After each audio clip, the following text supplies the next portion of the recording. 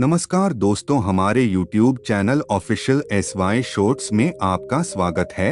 आज इस वीडियो में हम बहुत ही मोटिवेशनल स्टोरी मिलने जा रहा है जो एक UPSC स्टूडेंट के बारे में है। तो चलिए वीडियो को शुरू करते हैं। दोस्त, जिंदगी में सफलता पाने के लिए थोड़ा जोखिम उठाना पड़ता है, क्योंकि सीढ़ियां चढ़ते समय ऊपर जाने के लिए नीचे की सीधी से पैर हटाना पड़ता है।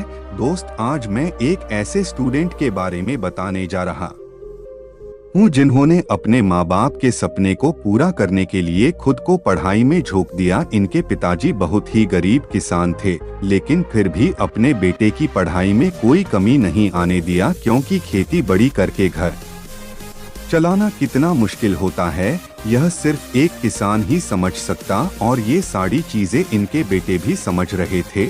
और ग्रेजुएशन कंप्लीट होने के बाद से ही इसने UPSC क्रैक करने का सोच लिया, और फिर इसने अपने पिताजी से कहा कि पापा, मुझे IAS बनना है और इसकी तैयारी के लिए मुझे दिल्ली जाना होगा। प्लीज मुझे आप दिल्ली भेज दीजिए, मैं बहुत मेहनत करूंगा और IAS बन के ही लौटूंगा। तो दोस्त, इनके पिताजी ने थोड़ा सा भी नहीं सोचा कि दिल्ली का खर्च मैं कैसे मैनेज करूंगा। उन्होंने अपने बेटे पर भरोसा करके तुरंत ही दिल्ली भेजने की तैयारी शुरू कर दी, और फिर ये लड़का अपने पिताजी के भरोसे और उम्मीद पर खड़ा उतरने के लिए पूरी जी जान लगाकर मेहनत करने लगता है।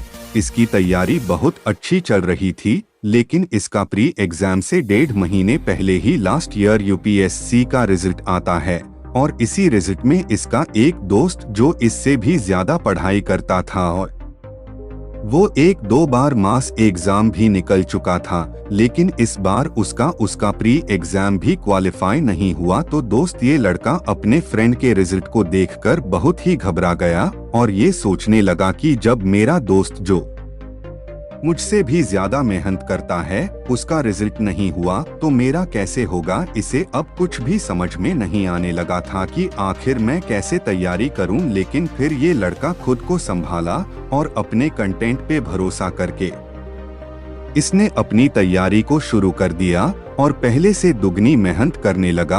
और दोस्त, इसका नतीजा कि इसने अपने पहले ही प्रयास में प्रीलिम्स एग्जाम को क्वालिफाई कर लिया, और प्री एग्जाम क्वालिफाई करने के बाद इसका कॉन्फिडेंस लेवल बहुत ही हाई हो गया था, और यह लड़का UPSC मेंस की यथा समुद्र में कूद गया। दोस्तों, सब कुछ अच्छा ही चल रहा था, लेकिन वो कहते हैं ना कि जब किसी स्टूडेंट के लाइफ में संघर्ष आना शुरू होता है तो वो इतना ज्यादा आने लगता है ना कि स्टूडेंट को रुलाकर रख देता है।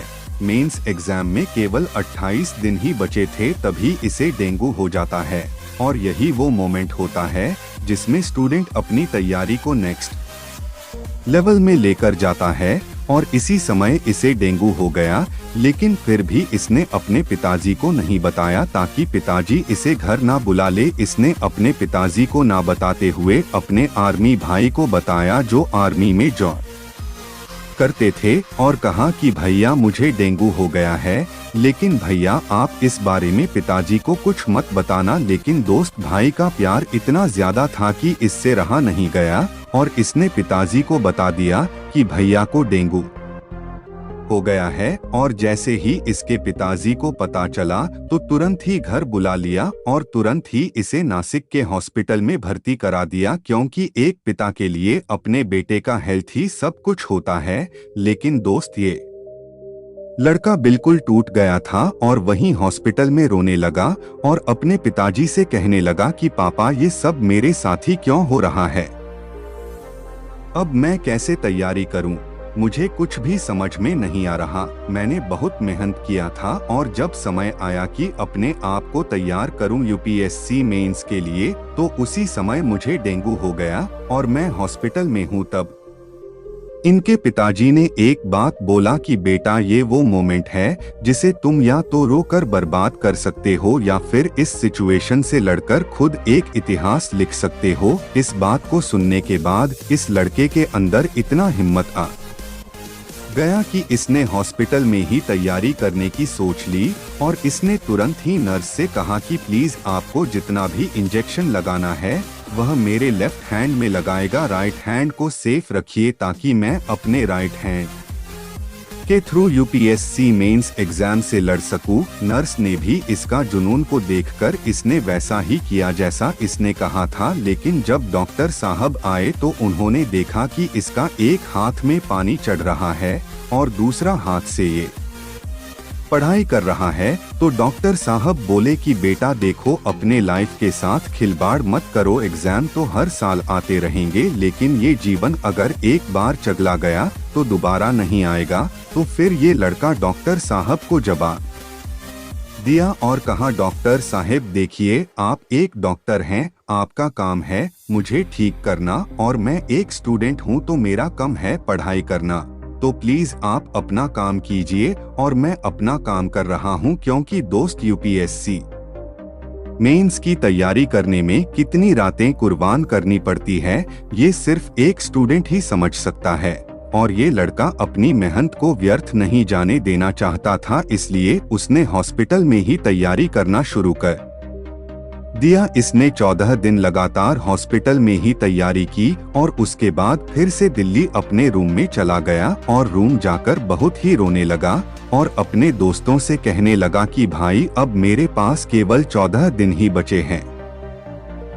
हॉस्पिटल में पढ़ाई तो किया, लेकिन रूम के जैसा पढ़ाई नहीं हो पाया। तब इसके दोस्त ने भी यही कहा कि देखो, तुम्हारे पास दो ही ऑप्शंस है, या तो तुम रो या फिर इस 14 दिन अपनी तैयारी में लगा। फिर इसके अगले ही दिन बहुत ही उदास होकर अपने शिक्षक से मिलने गया और वहां जाकर बहुत ही उदास होकर बैठा। तभी इसके शिक्षक ने कहा कि बेटा क्या हुआ, बहुत उदास लग रहे हो। तो ये लड़का क्या हुआ शब्द सुनते ही आंखों में आंसू आ गया और फिर ये लड़का बोलने लगा कि सर, कभी मुझे डेंगू हो जाता है तो कभी डायरिया, कभी कुत्ता काट लेता है तो कभी मेरा फोन चोरी हो जाता है।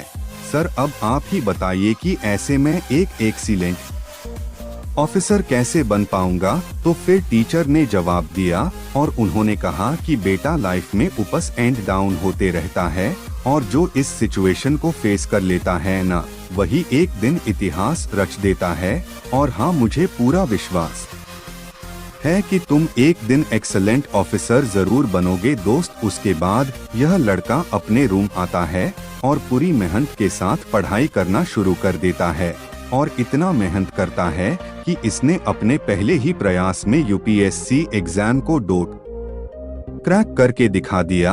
और जमीन के पिताजी को पता चला कि इतना सब कुछ होने के बाद भी मेरा बेटा यूपीएससी एग्जाम को क्रैक करके दिखा दिया। और जब इनके पिताजी को पता चला कि मेरा बेटा का एग्जाम निकल गया, तब इनके पिताजी के आंखों में आंसू आ गया। दोस्तों, ये स्टूडेंट वाली कहानी सुनकर आपके आंखों में भी पानी आ गया हो तो हमारे चैनल को लाइक सब्सक्राइब जरूर करें।